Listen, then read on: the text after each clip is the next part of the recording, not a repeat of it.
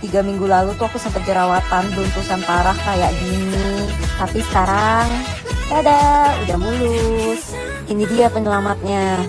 Ini tuh masker organik, komposisinya juga dari bahan natural semua. Di maskernya ada kelopak bunga asli. Halo semuanya, jadi untuk memenuhi tugas kewirausahaan kali ini, saya sudah berada bersama narasumber saya. Nah, pertama silakan perkenalan. Perkenalkan, nama saya Vidya Putri Kartini, asal universitas saya Universitas Jambi, dan saya angkatan 2018, dan bidang usaha yang saya jalanin itu di bidang skincare atau kecantikan. Oke, pertama ini bidang skincare-nya itu punya sendiri atau kayak dari orang lain? Kebetulan saya punya brand sendiri, jadi memang ini brand saya itu namanya Filcik Beauty. Apa sih latar belakang atau motivasi Anda sampai bisa mendirikan usaha Anda yang seperti sekarang? Awalnya mungkin saya coba jualan, tapi itu brand orang lain. Kepikiran aja sih kayak pengen ngebuat brand sendiri gitu, dan akhirnya sekarang melalui proses alhamdulillah brand itu juga udah terwujud sih. Berapa pendapatan per bulan atau per tahun yang udah dihasilkan? Satu bulan tuh bisa puluhan, tapi bisa sampai ratusan juga gitu. Next, kendala atau resiko apa yang Anda hadapi ketika merintis usaha ini? Mungkin kendala pertama mungkin karena waktu itu kurang pengetahuan aku tentang perizinan untuk legalitas. Mungkin kendalanya mungkin di sana. Cerita tentang kerugian sih, aku pernah rugi sampai ratusan juta itu.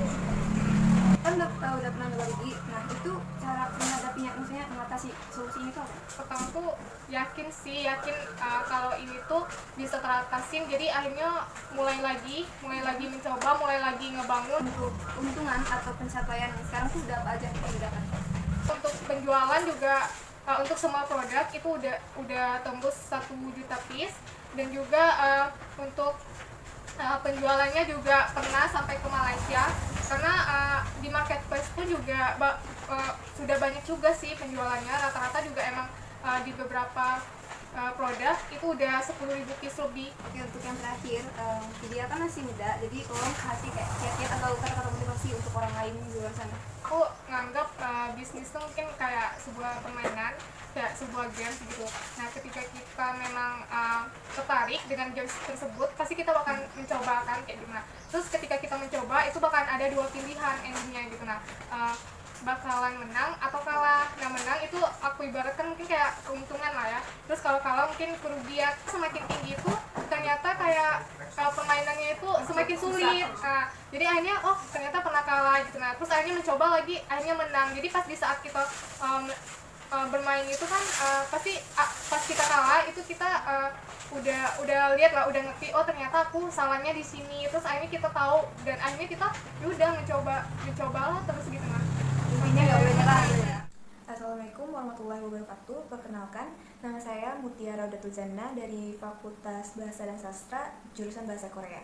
Berdasarkan apa yang telah dijelaskan oleh dosen kewirausahaan saya, jadi gaya kewirausahaan itu ada 5. Yang pertama itu ada pembuat, kedua ada pedagang, 3 master, keempat ada penggerak, dan yang terakhir itu ada penyihir. Di antara 5 macam ini, menurut saya itu lebih cocok ke pembuat. Kenapa? Karena saya termasuk orang yang introvert, jadi kurang bisa berkomunikasi dengan orang banyak. Dan pembuat sendiri itu merupakan dalang dibalik ide atau suatu karya yang akan dibuat gitu.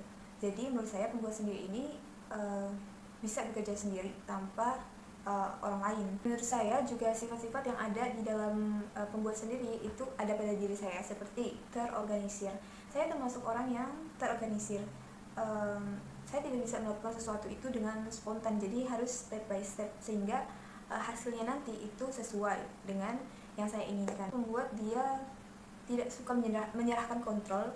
Di sini saya artikan sebagai bahwa pembuat sendiri itu tidak suka kalau ada orang lain yang ikut campur dalam pekerjaan mereka. Karena saya tuh termasuk bisa bilang orang yang perfeksionis, jadi saya akan berpikir bahwa apa yang akan dibuat oleh orang lain itu tidak akan sama hasilnya dengan yang saya buat, sehingga apa yang saya inginkan itu pasti tidak akan bisa terwujud dengan hasil dari orang lain.